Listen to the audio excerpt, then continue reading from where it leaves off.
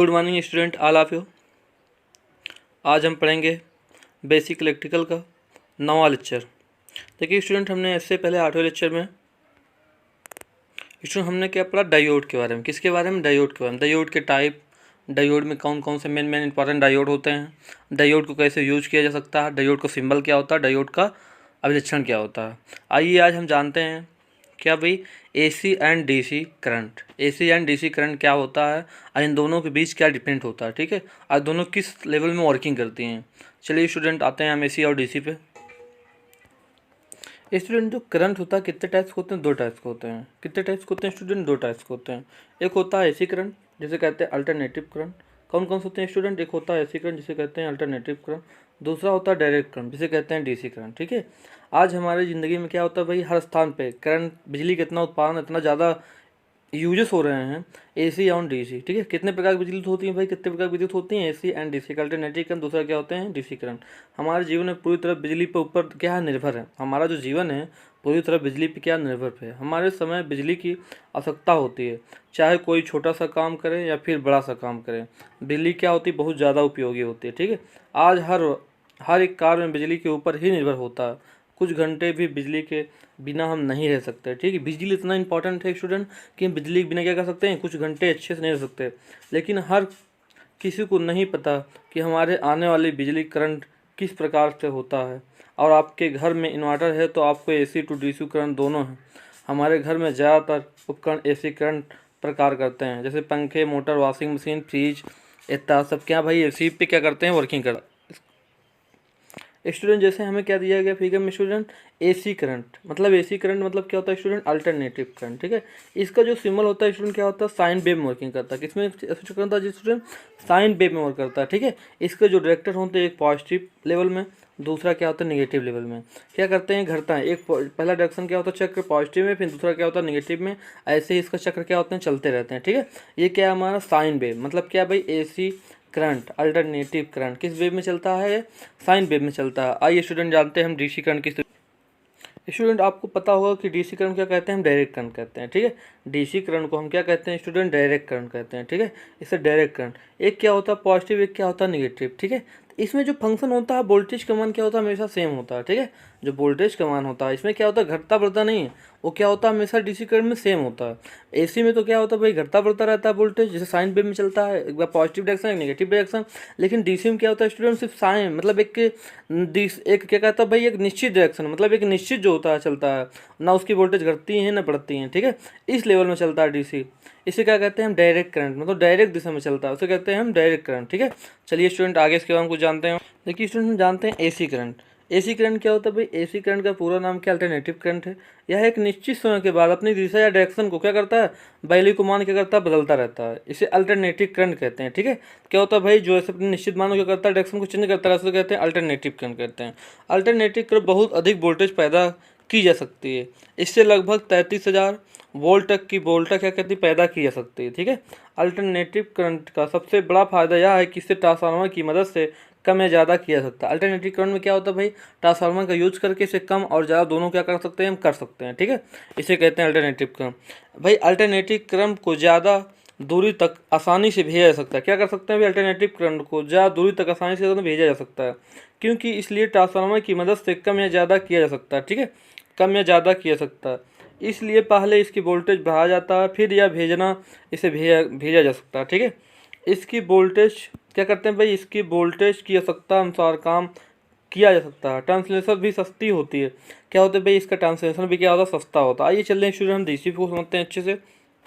Student, DC voltage को समझने से पहले सबसे पहले एसी करंट को समझ लेते हैं। एसी करंट कैसे ट्रांसमिट किया जाता है।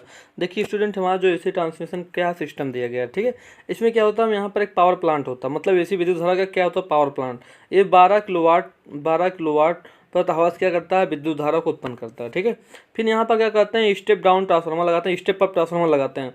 स्टेप अप ट्रांसफार्मर क्या होता है स्टूडेंट, जो धारा को करता है बढ़ा देता है, ठीक है। हमारे पास क्या आता है, इसमें आता है, यहाँ क्या होता है 400 किलोवाट क्या होता है इंक्रीजमेंट हो गया। फिर ऐसे ऐसे क्या होता है भाई 13 किलोवाट, फिर 240 वाट। 13 किलोवाट जो होता है हमारे पास कितने करंट मिलती हैं, तो उसे क्या करता है, पावर हाउस में जाता है। पावर हाउस से क्या करते हैं हम, तो 240 वोल्टेज में क्या करते हैं, घर पे यूज़ करते हैं। घर की जो वोल्टेज होती है कितने में यूज़ करते हैं स्टूडेंट, 240 वोल्टेज में।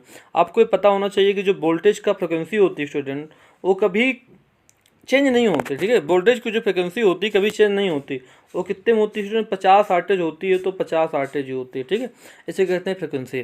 सिर्फ वोल्टेज क्या होता है स्टूडेंट, घटता बढ़ता रहा। एसी करंट में क्या होता है, वोल्टेज जो है घटता बढ़ता रहता है, लेकिन फ्रिक्वेंसी क्या होती है भाई, सेम रहती है। फ्रिक्वेंसी क्या होती है, कॉन्स्टेंट होती है, ठीक है।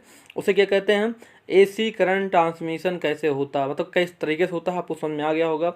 सबसे पहले क्या करते हैं स्टूडेंट, पावर प्लांट बनाते हैं, फिर स्टेप ट्रांसफार्मर यूज करते हैं, फिर हाई वोल्टेज ट्रांसमिशन लाइन के use through step down transformer solution से क्या कहते हैं, इसे हम ट्रांसफार्मर ट्रांसमिट कर लेते हैं 240 में, ठीक है।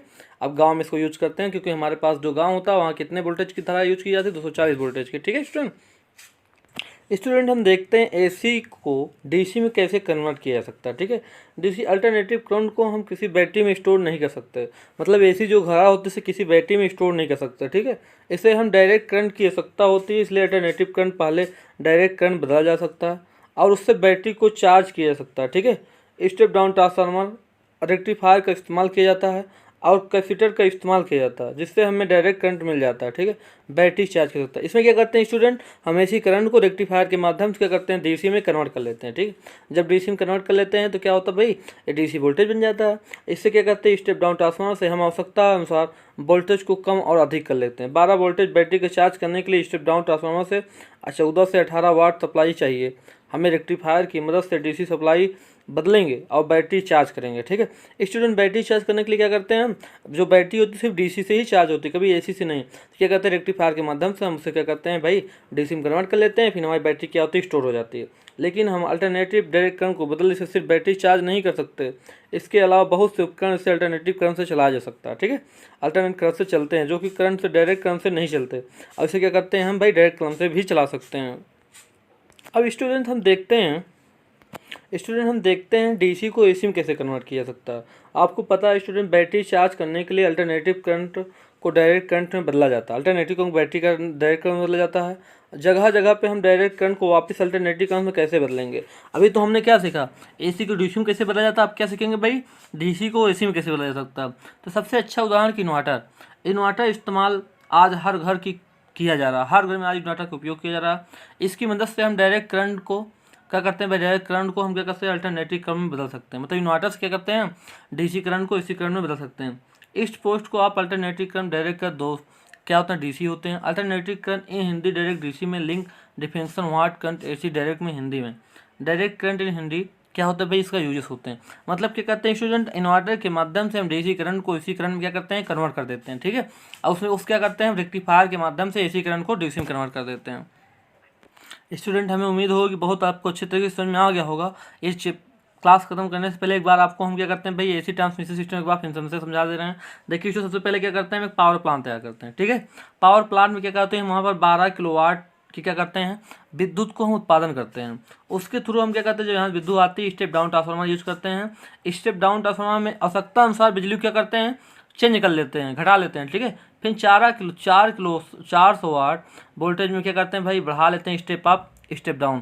क्योंकि स्टेप डाउन क्या होता है, वोल्टेज को घटाता है, स्टेप अप क्या करता है, वोल्टेज को बढ़ाता है, ठीक है स्टूडेंट। तो क्या करते हैं, यहाँ पे स्टेप अप ट्रांसफार्मर यूज किए, क्या करते हैं, धारा को बढ़ा दिया। यहाँ पर हमारे क्या किया, जो बड़े बड़े खंभे लगे तो उसमें प्रदान किया, फिर उसको 400 किलोवाट के रूप में बनाया। फिर यहाँ कितना भाई, स्टेप डाउन ट्रांसफार्मर यहाँ लगा दिया, ठीक है। उसके बाद क्या किया, हम हमारे घरों के लिए, हमारे गाँवों के लिए 240 वोल्टेज की जरूरत होती है। हम 13 किलोवाट को क्या करते हैं, स्टेप डाउन ट्रांसफार्मर के माध्यम से इसे क्या करते हैं, 240 में कन्वर्ट करके क्या करते हैं, घरों को लाइट को प्रदान करते हैं, ठीक है स्टूडेंट। उम्मीद होगी कि आपको एसी और डीसी बहुत अच्छे लेवल में समझ में आ गया होगा। चलिए स्टूडेंट, मिलते हैं नेक्स्ट क्लास में किसी नेक्स्ट टॉपिक के साथ।